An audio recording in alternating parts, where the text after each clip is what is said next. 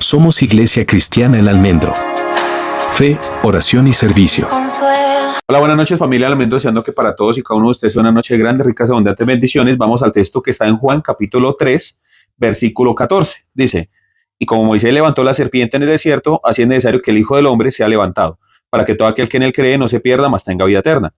Porque de tal manera amó Dios al mundo que ha dado a su Hijo unigénito para que todo aquel que en él cree no se pierda, mas tenga vida eterna. Porque no envió Dios a su Hijo al mundo para condenar al mundo, sino para que el mundo sea salvo por él. El que en él cree no es condenado, pero el que no cree ya ha sido condenado, porque no ha creído en el nombre del unigénito Hijo de Dios. Y esta es la condenación, que la luz vino al mundo y los hombres amaron más las tinieblas que la luz, porque sus obras eran malas. Porque todo aquel que hace lo malo aborrece la luz y no viene a la luz para que sus obras no sean reprendidas. Mas el que practica la verdad viene a la luz para que sea manifiesto que sus obras son hechas en Dios. Amén. Bueno, recordando que este es el último capítulo de esta serie que muy corta, que dice acerca de la biografía de Dios, les invito a que la vean en nuestras redes sociales, en YouTube sobre todo, que en donde la pueden encontrar. Y allí yo hablé de muchas de las cosas que regularmente las personas no perciben. Por ejemplo, la semana pasada estoy hablando acerca de los Reyes Magos y del oro, la mirra y el incienso. Lo que se me olvidó mencionar la semana pasada es que el orden en el que vendría a realizarse o en el orden en que vendría el Señor Jesús a poder manifestar lo que es la mirra, el incienso del oro, no iba a ser regularmente como estaba ahí, oro, incienso y mirra, sino va a ser mirra, incienso y oro. Y usted dice, ¿por qué? Porque primero él tiene que morir. Recordemos lo que dije yo la semana pasada y era que la mirra era para el profeta, el gran profeta es él, pero él como profeta tendría que morir. La libación tenía que ser para él. La mirra que simbolizaba en ese momento el perfume, el óleo con el que iban a cubrir su cuerpo, ¿sí? Y después de eso, él viene a hacer algo que se llama sumo sacerdote, según la carta de Hebreos, que tenemos un gran sumo sacerdote, puede tener piedad de nosotros, teniendo en cuenta nuestras debilidades y nuestros defectos, ¿sí? Y después vendría a ser lo que nosotros tenemos siempre presente, las personas que creen en Jesús. Él vendría a ser el Rey de Reyes y Señor de Señores. Hay personas que no creen en este tipo de cosas, como por ejemplo un tema que yo estoy hablando esta semana y que estuve mirando. Hay un señor que se hace apodar el teólogo de la calle. Este señor estaba hablando con un ateo. Le hace una pregunta que me pareció interesante responder, ¿no? La pregunta es, si Dios es tan bueno, ¿por qué envía a su hijo a morir en una cruz? Y el tipo tiene su lógica, ¿sí? Entonces, estamos hablando de que Dios es un Dios bueno, pero cómo Dios en su bondad va a entregar a su hijo para sacrificarlo. Entre otras cosas, el hombre estaba diciendo, bueno, en el Antiguo Testamento observamos un Dios malo, un Dios que mandaba a organizar matanzas. Y el otro argumento dijo, ¿cómo le va a decir a Abraham que vaya y sacrifique a su hijo Isaac allá en un monte? Entonces, obviamente, el ateo humanamente tiene razón. Humanamente. ¿Sí? Entonces, ¿por qué? ¿Por qué digo humanamente? Porque nosotros como humanos, obviamente nos vamos a condoler con qué? Con nuestros hijos, ¿no? Entonces, si usted tiene un hijo, ¿usted va a entregar a su hijo por otra persona? Negativo. Entonces, a nosotros se nos hace increíble ese tipo de amor. O sea, es algo indescriptible y es algo hasta absurdo para nosotros pensarlo. ¿Por qué? Porque usted no sería capaz ni de entregar a su hermano, ni a su mamá, a nadie, por otra persona. De pronto entregan a su suegra, de pronto hasta allá sí, pero no entregarían a su hijo. ¿Sí o no? Esa es la realidad. Entonces, humanamente él tiene razón, humanamente hablando. Pero como la escritura no tiene un origen humano, ahí es donde los seres humanos tratan de tener problemas con Dios. ¿Por qué? Porque si la escritura no tiene un lenguaje humano, o sea, si no habla de algo humano, ¿por qué nosotros tratamos de aterrizar la escritura en lo humano? Ahí es donde está el problema. Ahora sí la escritura habla de cosas dentro del contexto humano. Y el Señor Jesús cuando estuvo aquí sintió dolor, se condolió. Cuando murió Lázaro, dice que él al ver que todos lloraban, pues también se estremeció en espíritu y lloró, ¿no? Entonces, que es el versículo más corto, ¿sí? Entonces, cuando usted, por ejemplo, se pone a mirar esto, usted tiene que pensar es en qué propósito tiene la escritura al mostrar el sacrificio del Hijo de Dios. No puede ser humano. Si usted trata de establecer esto como humano, usted va a entrar en conflictos con Dios. Porque primero no es nada humano, o sea, Dios no es humano. Dios no es hombre para mentir, ni hijo de hombre para arrepentirse. O sea, él dice, yo no soy humano. Entonces vamos a aterrizarlo primero. Quiero que a usted le quede claro en esto. A Dios no le importa su dolor. Y usted dice, ¿cómo así?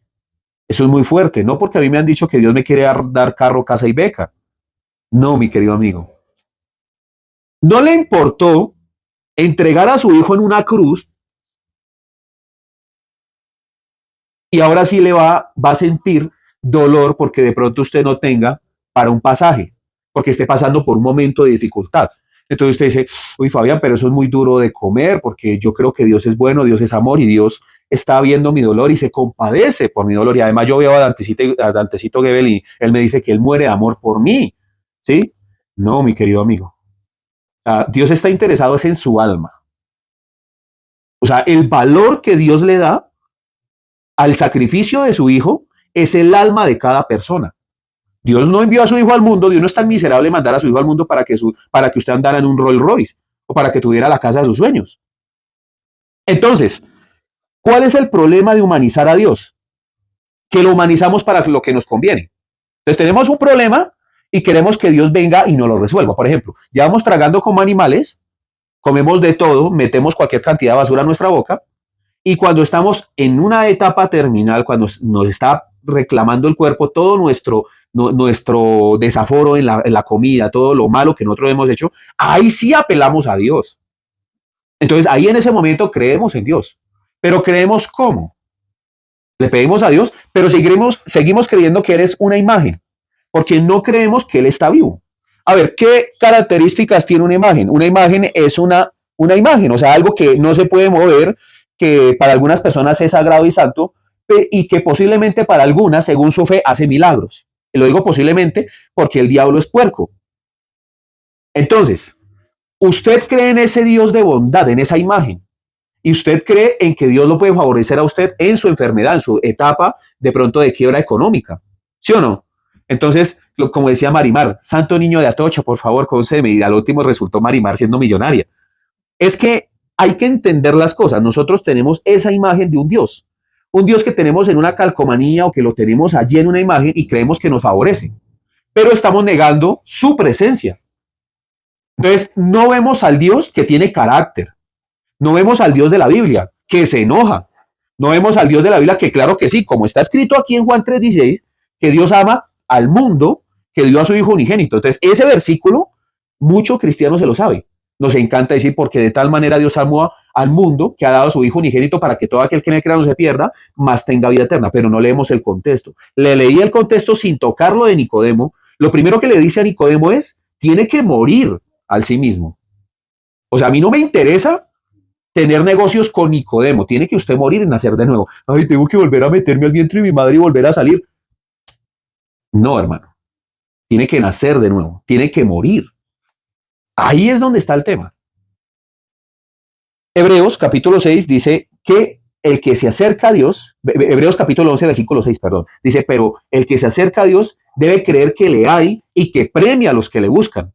Entonces, la parte en donde nos gusta, la parte en donde premia a los que le buscan, pero la parte de creer no nos gusta. Porque cuando usted cree en un Dios vivo, cree que Él lo está observando, que Él tiene carácter, que Él se enoja. Claro que también tiene momentos de felicidad con usted, que lo ama. ¿Sí o no? Es una relación personal. A eso le llamo yo tener comunión con Él. Leer la Biblia, orar de vez en cuando, hace parte de eso. Pero el tener comunión con Dios es creer que Él está allí. Cuando usted va en su carro, Él está ahí. Cuando usted está en su casa, Él está ahí. Cuando usted está robando a la otra persona, Él está allí. Cuando usted está mintiendo, Él está allí. Cuando usted está haciendo cosas indebidas, Él está allí. Porque si no, usted tiene una imagen. Tiene un Dios inmóvil, un Dios inerte, muerto. No tiene un Dios vivo. Entonces, para usted es más fácil creer en el Dios muerto, ¿cierto? Porque cuando usted tiene la necesidad, entonces ahí sí, Dios mío, ayúdame.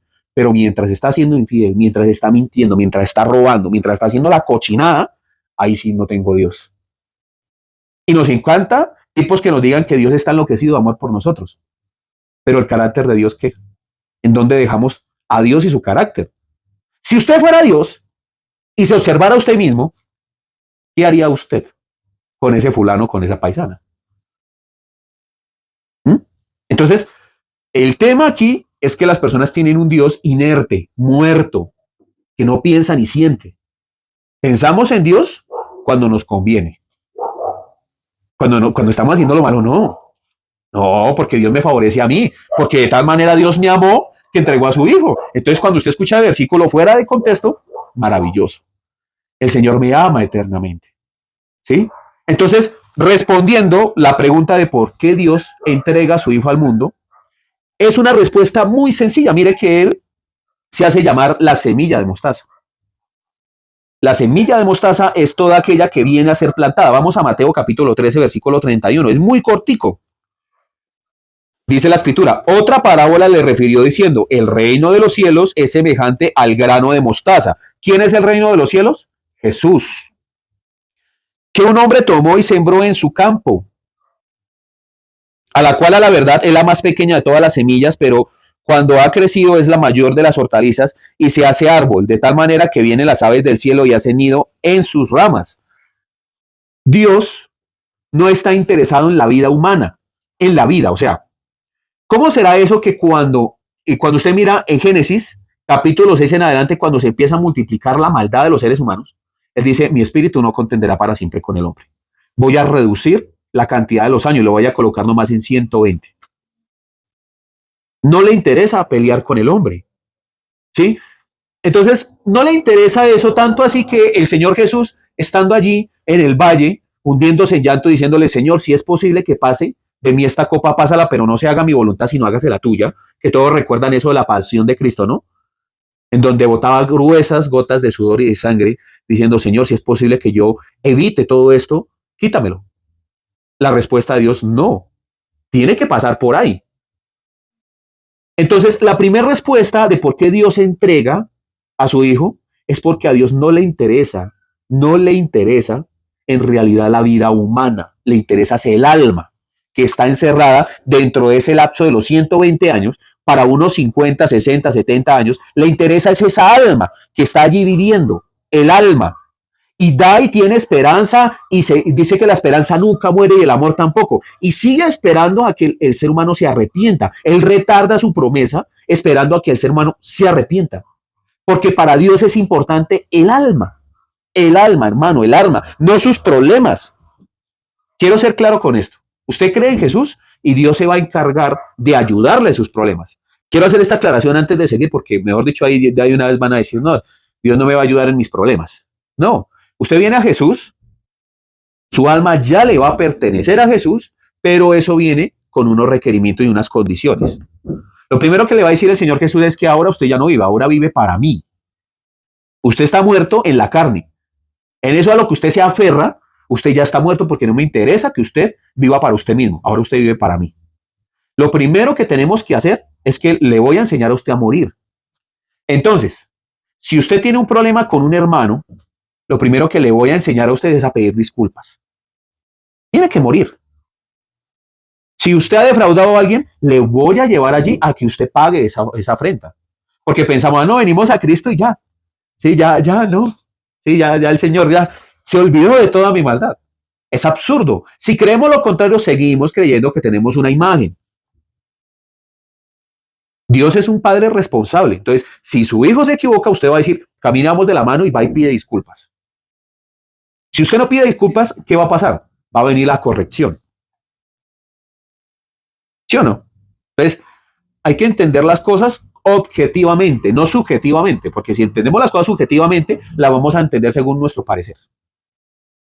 Dios a mi manera, Dios conforme yo creo. Entonces nos hacemos dioses. Por eso es tan indispensable la escritura. Entonces, Dios envía a su Hijo al mundo y dice que el reino de los cielos es semejante a un hombre, o sea, el hombre es Dios, que viene y planta una semilla, la más pequeña de toda la semilla de mostaza, y la planta en la tierra. ¿Qué tiene que pasar con la semilla? Tiene que morir. El que está sembrando la semilla, lo que quiere es que la semilla muera. ¿Le interesa la vida de la semilla, que la semilla siga estando ahí enteritica? No. De hecho, a veces la ayuda a morir. ¿Sí o no? O sea, usted planta a ver, usted planta, tiene un sembradío. Usted tiene un gran terreno y usted planta semillas. Usted quiere que la semilla muera, porque si la semilla muere, va a retoñar una planta y de esa planta usted va a tener mucho fruto. Pero si la semilla no muere, se echa a perder. Entonces, el Padre, el Dios Padre Todopoderoso, sembró a Jesús en la tierra. Y lo primero que hizo fue hacerlo morir. Es lo mismo, porque él dice, el reino de los cielos es parecido a la semilla de mostaza, que es sembrada, después de que muere, se convierte en un gran sicómoro y las aves del cielo vienen y anidan debajo de él. Está diciendo que da sombra para toda aquella persona que viene cansada. Pero la semilla tiene que morir. No es opcional. No es si quiere, sí o no, no es si de pronto se le da la gana. Por eso fue que cuando el Señor Jesús estaba allí, él estaba obedeciendo al Padre, diciendo, yo soy la semilla, tengo que morir. Pero Padre, ¿es posible que se haga de otra manera? Porque si es posible que se haga de otra manera, por favor, hazla porque me va a doler. El Padre le dijo, no, Señor, tiene que morir. Entonces vienen las personas a la vida cristiana y lo primero que quieren es que Dios los establezca en lugares de honra, de gloria en gloria y de victoria en victoria. Y somos, mejor dicho, somos lo más importante para Dios. Le decimos Señor de boca para afuera, pero queremos que Él sea nuestra manteca. Queremos que Él sea nuestra guisa. Queremos que Él sea nuestra muchacha de servicio. Ah, pero le decimos Señor. Entonces Él es nuestro Señor. Pero cuando Él pide obediencia, ¿cuándo queremos obedecer a Dios? El lunes. Hoy no. ¿Sí? Hoy el lunes. Ah, el otro lunes. Ese es el pensamiento del ser humano. ¿Mm? Pero si usted no muere, no va a haber fruto. Mire, hay cristianos que llevan toda su vida raquítica. Y en esto va católicos, cristianos, que lo único que hacen es pensar en la imagen. Claro, el católico va y piensa en la imagen claramente porque le enseñaban a orar la imagen. Pero el cristiano también se hace imágenes. Se hacen imágenes. Entonces pensamos, no tenemos la imagen que tiene el católico, pero sí tenemos al Dios que nos alcahuetea todo. Entonces somos bien marranos.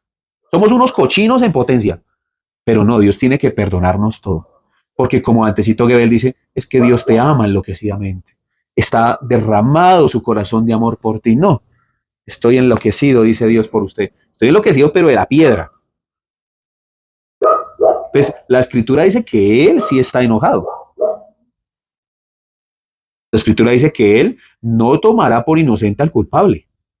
Ay, pero es que sí, yo soy, Él y yo somos roscas. Eso mejor dicho, yo estoy en la rosca de Él. Estoy en el combo de Jesús. No, mijo. Lo que es que usted se haga el loco y se haga el mañoso y crea que a Dios se le puede sacar la pistola y todo ese tipo de cosas y usted puede coger y llevarlo ahí por un ladito, es otra cosa. Pero al único que usted no puede trabajarle la mente es a Jesús, mucho menos a Dios. Entonces, hay que entender esto. ¿Por qué? Mire, una de las grandes mentiras que hay es que todos los seres humanos son hijos de Dios. Génesis capítulo 5. Y cada vez que yo vengo acá, las personas como que no entienden esto. Dice, este es el versículo 1. Este es el libro de las generaciones de Adán. Generaciones de Adán. O sea, no generaciones de Dios. Generaciones de Adán. El día en que creó Dios al hombre, a semejanza de Dios lo hizo. O sea, el día en que Dios creó a Adán y Eva, los Adán, los creó a imagen y semejanza de él. Ahí eran hijos. Criaturas y hijos. ¿Cierto? Pero después de la caída, mire lo que sucede. Varón y hembra los creó y los bendijo y llamó el nombre de ellos Adán, o sea, de los dos, porque es hombre y mujer. El día en que fueron creados. Y vivió Adán 130 años y engendró un hijo a su imagen, conforme a su semejanza, y llamó su nombre Set. O sea que los hijos de Adán, después de la caída, ya no eran a imagen y semejanza de Dios. Ahora son imagen y semejanza de ¿quién? Del hombre, de Adán. Porque el hombre ya era un ser caído. Usted mira unos versículos atrás en el capítulo 3, mira la caída y la expulsión de Adán y Eva del jardín del Edén, en donde ya no podrían tener más comunión con Dios, porque se apartaron. Que las generaciones de Adán son generaciones de un ser caído. Entonces, nosotros somos hijos de nuestro padre Adán. De Adán. No somos a imagen y semejanza de Dios. El único que era imagen y semejanza de Dios, porque podía hablar con Dios, porque podía charlar con Dios y que Dios le daba órdenes, lo puso como mayordomo del Edén. ¿Quién era? Adán. ¿Usted puede ver a Dios? No. ¿Usted puede hablar con Dios? No. El hombre que podía ver a Dios y podía hablar con Dios abiertamente, ¿quién era? Adán. Después de que cae Adán, se convierte en un ser caído. Por eso el Señor le dijo, el día que usted coma de ese fruto, ese día usted va a morir. Entonces estamos hablando de un ser muerto. Todo ser humano nace muerto. ¿Y cómo así, Fabián? Si no es que yo nací vivo, míreme, con estos hermosos ojos tapatíos, con este corte de perfil griego, ¿sí? ¿Cómo usted me va a decir si yo soy lo más hermoso que hay en esta vida? Mi querido hermano, estamos hablando espiritualmente. Corporalmente nosotros en este mundo lo habitamos porque somos hijos de Adán. Por eso es necesario que venga el segundo Adán, según la Escritura. ¿Quién es el segundo Adán? Jesucristo. Y el segundo Adán, quien es Jesucristo, viene a arreglar el problema del primer Adán. ¿Cuál fue el problema del primer Adán? Que no confió en Dios, que no le obedeció a Dios, que se puso a escuchar a la serpiente. Cuando usted mira, el ejemplo del Señor Jesús es admirable porque en Mateo capítulo 4, cuando se presenta la tentación, se le presenta a Satanás, así como se le presentó en el jardín del Edén a Adán y Eva, Satanás se le presentó al Señor Jesús y le dijo, si eres el Hijo de Dios, convierte estas piedras en pan. Le dijo, no solamente de pan vivirá el hombre, sino toda palabra que salga de la boca de Dios. Si tú eres el Hijo de Dios, bótate de aquí, porque escrito está, a sus ángeles mandará a que te recojan para que tu pie no tropiece en piedra, ¿no? Él le dijo, escrito está, no tentarás al Señor tu Dios. Después le dijo, lo llevó al pináculo alto y le dijo, si usted se postra ante mí, yo le voy a dar a usted todo esto. ¿Cuál fue la respuesta del Señor Jesús? Solo a tu Dios honrarás y solamente a Él servirás. Adán y Eva, lo primero que les dijo la serpiente es, oiga, si usted se come ese fruto, usted va a ser igual a Dios. Con mucho menos los engañó. Con mucho menos. ¿Y tenían hambre Adán y Eva? No. Querían era que Dios los pudiera, o sea, querían ser igual a Dios porque estaban fascinados, creyendo que podían ellos como criaturas igualar a su creador. Ese es el problema, mi querido hermano, que nosotros vivimos pensando de una manera equivocada. Entonces, es indispensable que usted entienda que Dios no está interesado en la vida humana, en la vida, o sea, en la vida terrenal. Quiero ser específico en esto. Ah, pero Fabián, si nosotros venimos a Cristo, Dios no me puede ayudar con un carrito, Dios no me puede bendecir económicamente, Dios no me puede dar salud. Sí, pero no va a ser el centro de él. O sea, Dios no va a luchar todos los días, no va a madrugar todos los días él para que usted obtenga eso. Le va a decir, ¿quiere conseguir riquezas? Trabaje, vago. Trabaje. Como hay mucho pastor ladrón. La realidad. Le va a decir al pastorcito, venga, mijo, tiene que trabajar. Hay que trabajar. Ahora, trabajar en la obra, ¿no? Porque es que ahora nos acostumbramos a pensar de que el pastor tiene que tener hasta 3 trabajos y de parte de eso tiene que también servir. Ah, pero el apóstol Pablo también hacía carpas. Entonces, de una vez nos metemos ahí en un video. La escritura es clara cuando dice, el que sirve en esto, el que trabaja en el altar y que hace la obra de sacerdote, que viva del sacerdocio. Pero no es ser un ladrón. Yo ataco fuertemente a los pastores de la prosperidad por eso, porque se la pasan exprimiendo a las ovejas, robando. Y eso no es algo que yo pueda tapar con un dedo. O sea, ¿yo cómo voy a defender lo indefendible? Si mis queridos colegas allá se la pasan robando. Hay que ser claro con lo que yo les quiero decir aquí a continuación. Mire, el propósito de la muerte de Jesús está en Romanos. Vamos a Romanos capítulo 8.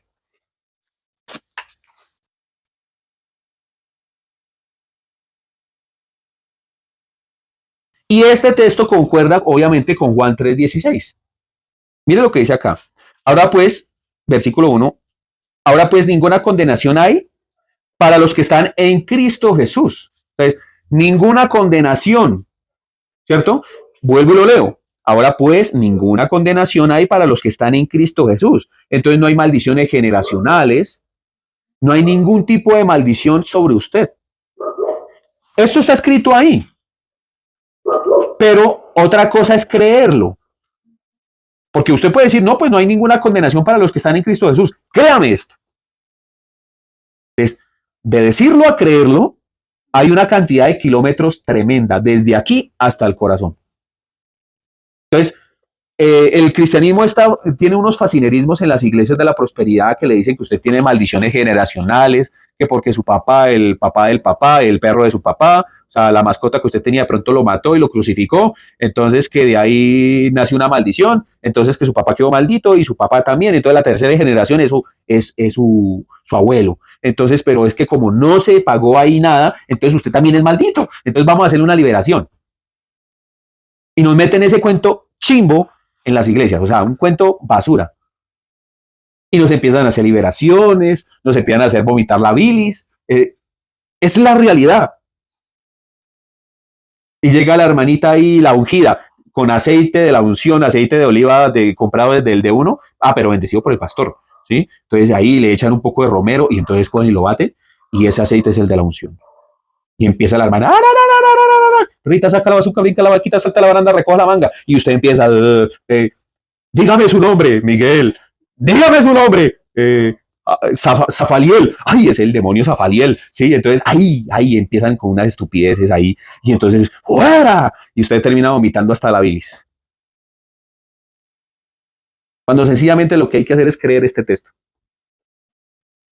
Entonces empezamos, nos hacen riegos, empezamos una cosa, no, yo tengo que bañarme con las 7 hierbas, dulces y las 7 amargas. Ay, me dijo que comprara jabón Rey. Ay, pero es que no hay en el supermercado. ¿Será que se puede con jabón Big? Sí, o jabón Coco. Mire, de verdad, yo he visto unos casos en el cristianismo que suena chistoso esto, pero real. Y van a la iglesia y se bañan con las amargas y después se bañan con las dulces. ¿Seguro? Ay, pero me faltó el azúcar. Imagínese usted todo el día bañado con el poco de azúcar ahí. Entonces Dios le va a decir, bueno, o cree en esa basura o me cree a mí. ¿En quién va a creer? ¿Cree en esa basura, en esa porquería? Pues si usted cree en esa porquería, hágale, crean eso. No hay ningún problema. Entierre el tarrito con la hierba amarga en la matera.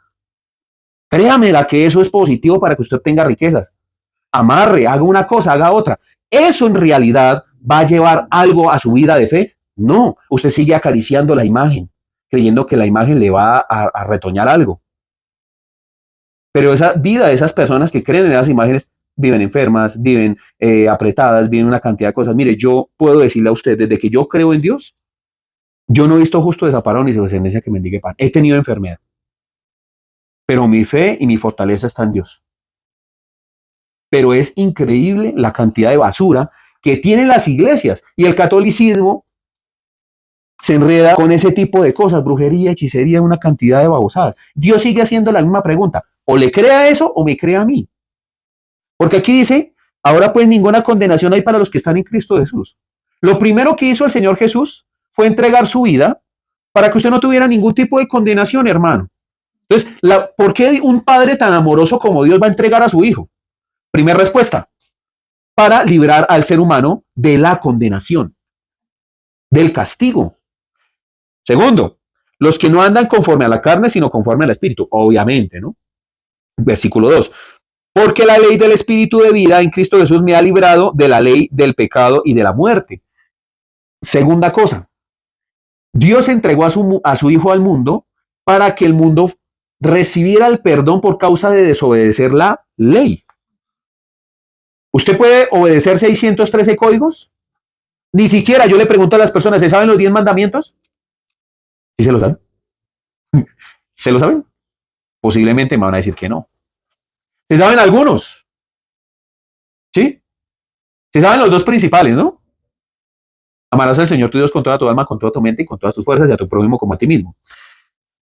Quiero que guarde esto que le acabo de decir, a tu prójimo como a ti mismo, porque finalizo con eso. Sigamos leyendo. Porque lo que era imposible para la ley, por cuanto era débil por la carne, Dios enviando a su Hijo en semejanza de carne de pecado y a causa del pecado condenó al pecado en la carne. O sea que cuando Cristo vino a recibir el pago por la desobediencia a la ley, a la Torá, a los primeros 5 libros de la Biblia. Génesis, Éxodo, Levítico, Números, Deuteronomio. Ahí es donde está la ley de Dios, lo que Dios pide. Entonces, cuando muere Jesús, usted es librado de tener que cumplir esa ley en sus propias fuerzas. No es que usted la vaya a abolir, no. Usted, porque entonces, eso es creciendo en desgracia. No, mi querido hermano. Es que usted ya no va a cumplir la ley. Ahora es Cristo el que la va a cumplir dentro de ¿quién? Dentro de usted. El que le va a poner las normas dentro del corazón. Una cosa es que usted las tenga en su mente y otra cosa es que usted las tenga en el corazón. Y como le dije, de aquí a aquí hay una distancia tremenda.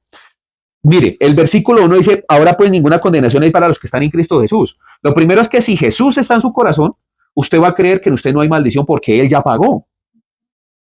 Eso es como cuando usted es invitado a un lugar y usted quiere pagar, pero usted es invitado. Ya pagaron. ¿Qué parte de que ya pagaron no ha entendido? Usted tiene es que tener favor y buen respeto y agradecimiento con el que lo invitó. Respetar al que lo invitó. En este caso es Jesús. ¿Sí o no? Entonces, mire lo que dice el versículo 4. Para que la justicia de la ley se cumpliese en nosotros, que no andamos conforme a la carne, sino conforme al Espíritu. Por eso le digo yo, usted tiene que obedecer la norma, pero ahora sí en Cristo Jesús, no en usted mismo. Porque los que son de la carne piensan en las cosas de la carne, pero los que son del Espíritu en las cosas del Espíritu. Porque el ocuparse de la carne es muerte, pero el ocuparse del Espíritu es vida y paz. Por cuanto los designios de la carne son enemistad contra Dios, porque no se sujetan a la ley de Dios ni tampoco pueden. Y los que viven según la carne no pueden agradar a Dios. Entonces, Dios viene y entrega a su Hijo para que usted pueda agradar a Dios. La tercera cosa por la que Él entrega a su Hijo al mundo es para que usted pueda ser agradable delante de los ojos de Dios. ¿Entienden? Para que usted no tenga condenación alguna. Para librarlo de la ley. Por cuanto usted no podía cumplirlo, sino que ahora Cristo viene y la cumple por usted. Y tercero, para que usted pueda ser agradable delante de los ojos de Dios, del Dios Padre. ¿Entienden por qué un Dios entrega a su Hijo al mundo? Aún así nos parece una locura. Así yo le diga a usted lo que yo le quiera decir, a usted le va a seguir pareciendo una locura. Pero no entendemos que Dios es un sembrador por excelencia. Es excelente el sembrando. Tanto es que Él sembró a su Hijo en la tierra, porque Él dice que Jesucristo es el primogénito. Antes era el unigénito. Antes de que Él muriera en la cruz era el unigénito Hijo de Dios. Unigénito viene de la palabra único. Después de que Él muere en la cruz, pasa de ser unigénito a ser primogénito, que quiere decir el primero entre muchos hijos. Era necesario que Él muriera para que usted se convirtiera en uno de los tantos hijos de Él. De Dios estoy hablando.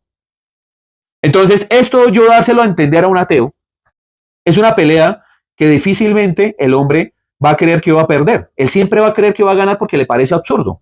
Y humanamente hablando, vuelvo y digo yo, es absurdo. Pero cuando lo vemos desde la perspectiva divina, encontramos que es completamente válido. Porque Dios entiende la ley de la siembra y de la cosecha. No la ley de la siembra y la cosecha que ponen en el enlace en las maratónicas. La ley de la siembra y la cosecha es en la que Dios siembra a su Hijo en el mundo para cosechar al 30, al 60 y al 100 por uno. En hijos. Entonces usted tiene hoy una forma de poder ser hijo de Dios. Pero el requerimiento primero es reconocer que Él existe y que Él está enojado en contra del pecador. Y que lo primero que Él está pidiendo a usted es venga delante de mí y arreglemos cuentas. Y yo a usted le voy a ayudar a vencer el pecado. No se lo voy a quitar. Porque lo interesante, y volvamos a Juan 3:16, ese texto a mí me encanta, 3:14, perdón. Y allí en Juan 3:14 dice algo que usted debería entender. Dice, y como Moisés levantó la serpiente en el desierto, así es necesario que el Hijo del Hombre sea levantado para que todo aquel que en él crea no se pierda, mas tenga vida eterna. Como la serpiente. Entonces, en Números, capítulo 21, está la historia de la serpiente de bronce. A esta historia se está refiriendo Juan 3:14. Es una historia que lo invito a que se la lea. Por favor, léasela. Los hijos de Israel están pasando por el desierto y empiezan a quejarse en contra de Dios y en contra de su siervo Moisés. De hecho, querían matar a Moisés. Entonces Dios dijo, muy aventados, muy berracos ustedes. Mire el carácter de Dios. Muy orgullositos. Los saqué de Egipto, los saqué de allí de esa esclavitud y aquí vienen a rebelarse a mí en el desierto. Tranquilos, esperen y verán. Les mandó serpientes ardientes. ¿Por qué le llamaban serpientes ardientes? Porque era una serpiente de un color rojizo que cuando mordía, de hecho esas serpientes todavía existen hasta el día de hoy, pueden googlearlo, y esas serpientes a lo que mordían a los israelitas los mataba de una fiebre terrible. Por eso le llamaban serpientes ardientes, por el color rojizo y por el fuego que quemaba a las personas que morían producto del veneno de las serpientes. Entonces el pueblo, al empezar a ser exterminado, O sea, Dios no fue allá personalmente, dijo, los voy a chicharrar, no. Nos dijo, serpientes. Entonces el pueblo, no, Moisés, por favor, ore a Dios, nos está matando, por favor, que tenga misericordia de nosotros. Moisés fue, Señor, es una plaga rebelde. Rebájale esa, es que es una chusma ahí, que es un... Ay, Dios, que... Aunque sí debería dejarlos picar un poquito más. Pero venga, ya, quítale esas serpientes. ¿Sí o no? Entonces Dios, hágase en una serpiente de bronce y póngala en un madero. Y cada vez que una serpiente pique o muerda a alguno de los israelitas, tiene que mirar esa serpiente. Entonces, las personas al escuchar a Moisés, pues eran mordidas por las serpientes y miraban la serpiente de bronce y el antídoto era la serpiente de bronce. Suena esto muy fantasioso, ¿no? De hecho, según la escritura, tuvieron que desaparecer la serpiente de bronce porque de una vez le iban a colocar como un ídolo, porque así somos.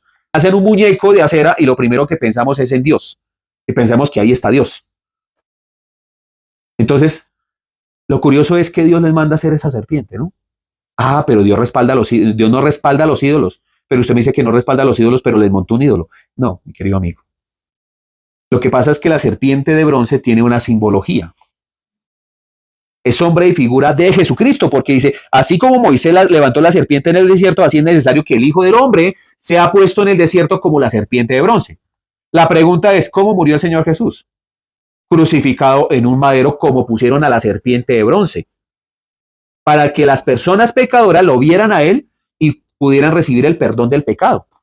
Así como las serpientes del antiguo Israel, de Números capítulo 21, si eran mordidas por las serpientes, miraban la serpiente que estaba allí crucificada en ese palo, la serpiente de bronce, y podían ver el antídoto. De hecho, el bronce es un material que simboliza el juicio. Por eso eres una serpiente de bronce. No la mandaron de madera, no la mandaron de yeso, no la mandaron de ninguna otra cosa, de bronce. El juicio. Entonces las personas miraban la serpiente que fue ajusticiada. ¿Sí? Eso simboliza la serpiente de bronce. La pregunta aquí, ¿qué era más fácil? Lo más fácil para Dios hubiera sido serpientes, aléjense de esa chusma y no los piquen más, ¿sí o no? Pero Dios no aleja a las serpientes. Les manda a hacer una serpiente de bronce. ¿Por qué Dios hace las cosas así? Porque eso está escrito acá antes de Juan 3:16. Porque toda persona debe de estar dependiente de Jesús y del antídoto. O sea, ¿las serpientes seguían mordiendo al pueblo de Israel? Sí. ¿Por qué no se las quita? Para que siguieran mirando la serpiente de bronce. Ahora, la pregunta es, si Dios es tan bueno y Dios es lleno de amor, ¿por qué no le quita el pecado al ser humano? ¿Por qué no erradica la maldad de una vez y ya? Y vivimos aquí, vivimos en el jardín y todo el mundo somos vecinos y nos amamos y entonces pasa el león por aquí por el frente y le podemos acariciar la melena y pasa la serpiente y entonces la serpiente la tenemos enrollada por aquí y no sé, tenemos un mico y le podemos cepillar los dientes al mico. ¿Por qué no sucede así? ¿Por qué la tierra no es regenerada de una vez? Porque a Dios lo que le interesa es mantener su vida atada a la cruz. Que usted siga mirando a la cruz, que es Jesucristo. O sea, la serpiente de bronce, ese hombre y su figura de la serpiente es Jesucristo. Quiero ser claro con esto porque obviamente más de uno va a decir, ay, Jesucristo no es ninguna serpiente, ¿sí? Pero aquí la está comparando. Dice, como Moisés levantó la serpiente en el desierto, así es necesario que el Hijo del Hombre sea levantado en el desierto. Entonces, la dependencia es importante. Depender, depender. Usted no quiere depender, entonces lo va a seguir mordiendo el pecado. Y si usted no depende de la cruz, lo va a seguir mordiendo el pecado y finalmente usted va a morir producto del pecado. Mire, hay normas y muchas normas en la escritura y más normas. Una de las primeras normas que usted puede ver es el comportamiento, por ejemplo, con no desear a la mujer del prójimo, ¿sí o no? Esa es una de las normas y está en uno de los mandamientos del decálogo que está en Éxodo capítulo 20. No desear a la mujer del prójimo, ¿sí o no? ¿Por qué sería puesta esa norma? Les hago yo a usted una pregunta, esa pregunta. Porque la gente deseaba a la mujer del prójimo. ¿Y qué sucedía cuando el prójimo se daba cuenta. Eso no era antiguamente, ay, no, venga y hablamos, vamos a la comisaría de familia, ¿sí? No, es que ahora ella y yo, como dijo Don Omar y que Romeo Santos y, sí, dos locos de aventuras vestidos de por Dios, y entonces ahí nos metemos en el video y que iba el amor. Ahí lo mataban. Entonces, Dios coloca el mandamiento para preservar al hombre. Honra a padre y madre para que te vaya bien, ¿sí o no? Honra a padre y madre. ¿Para qué va a colocar ese mandamiento Dios? Porque había gente que no honraba a padre y madre. Entonces el papá y la mamá se mataban la vida dándole de tragar al chino. Antes le heredaban ovejas, le consiguieron hasta esposa porque así era en el antiguo Israel.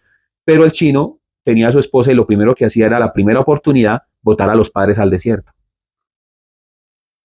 Y el problema es que no entendemos que también vamos para viejos, como en aquel entonces. Entonces, les pone esa norma también para preservarlos a ellos. No matarás. Pues obviamente, si usted mata, pues la familia de ese viene a buscar la venganza. No. No te harás imágenes, ni de lo que hay en los cielos, ni de lo que hay en la tierra, ni debajo de la tierra. ¿Por qué coloca esa norma? Porque la Escritura dice que yo soy Dios celoso y a otro no daré mi gloria. Y puede que usted no esté de acuerdo conmigo, pero eso está ahí.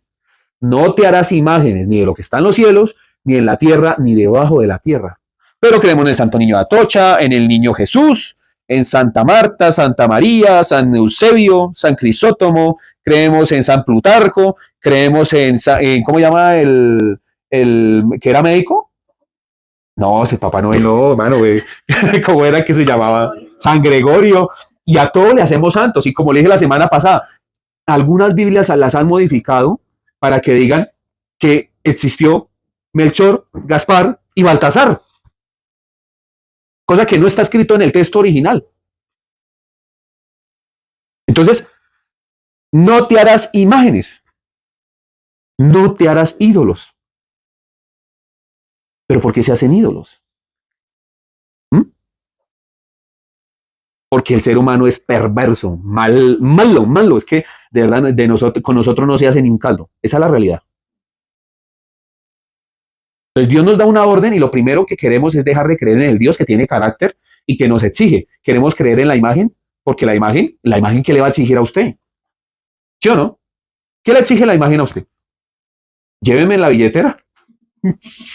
La verdad. Lléveme la billetera. Préndame una vela. Préndame la vela. Que yo le voy a ayudar a conseguir trabajo según Santa Marta. ¿Sí o no?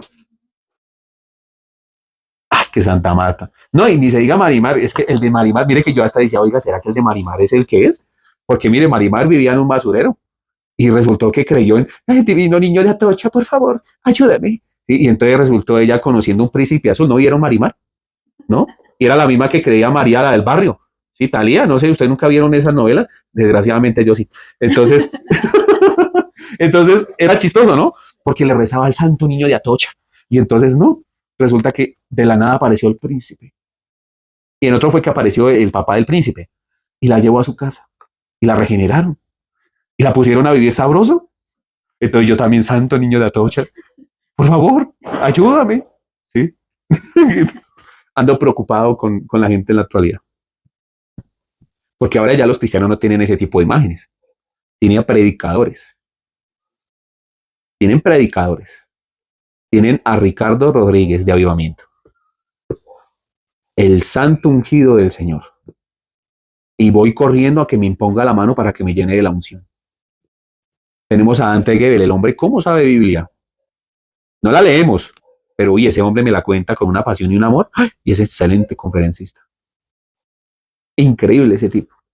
Ah, ni se habla, teníamos a Alberto Motesi, aunque Alberto Motesi ya está quemado. ¿Sí? Y eso, mejor dicho, le decían el papa del cristianismo. Y el tipo solamente profetizaba políticos para ganar el favor de los políticos. No, mi querido hermano, mire, cuando la escritura pone una norma, la pone para que usted en Cristo Jesús pueda someterse a la norma. Mire, usted dice, me gusta la mujer del prójimo. Me encanta. Si usted trata de obedecerlo en sus propias fuerzas, en sus fuerzas usted va a claudicar. Pero si usted obedece en Dios, en Cristo Jesús, usted va a entender que Cristo es el que lo está observando y el que le puede ayudar. Y Dios, quien sabe hasta qué punto lo puede tensionar a usted, lo va a liberar a usted de la tentación. Por eso en el Padre Nuestro dice, líbranos ¿de qué? De todo mal.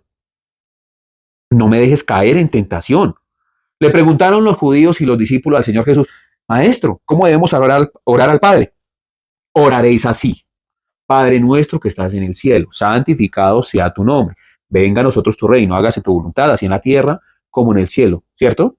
Entonces, cuando usted mira y llega a la parte en donde líbranos de la tentación, está ligada también a la parte en donde tenemos que perdonar a nuestros ofensores. Y ahí viene la parte que yo les dije que se acordaran. Amarás a tu prójimo como a ti mismo. Entonces, el problema como tal es que nosotros, y vuelvo al inicio, nosotros estimamos nuestra vida superior a cualquier otra vida y pensamos nomás en nuestro propio beneficio. Dios viene a enseñarle a usted de que su vida no importa. Importa la vida de su amigo, de su vecino y de su enemigo.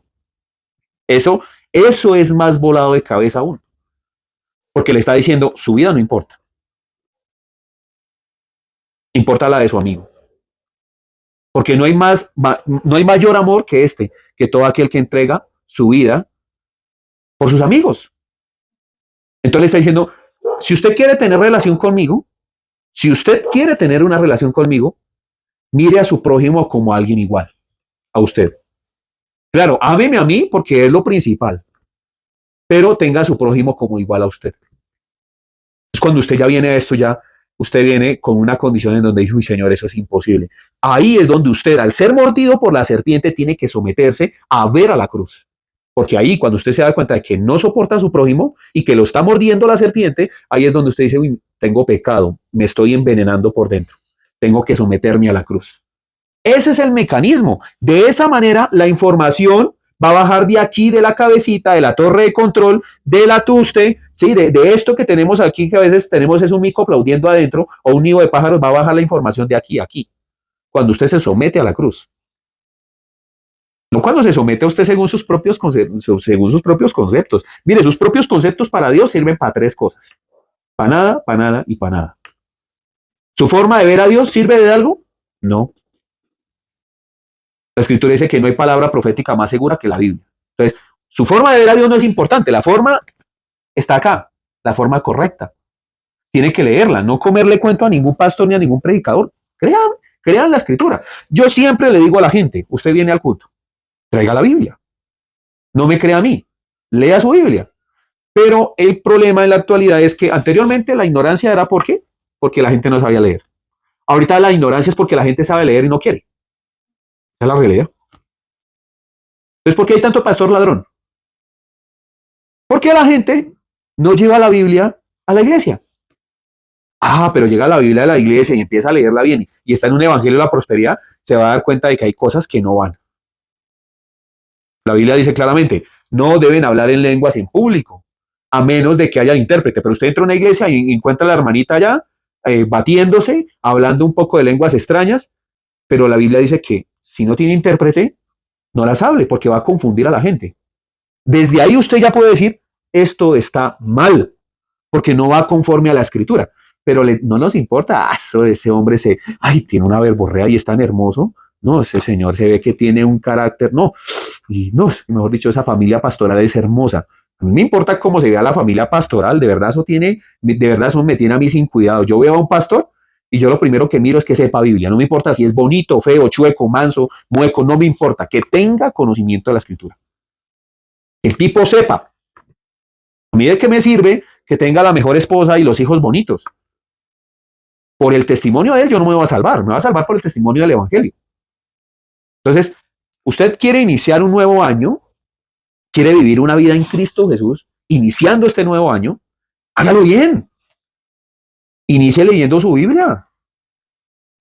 Sométase a Dios.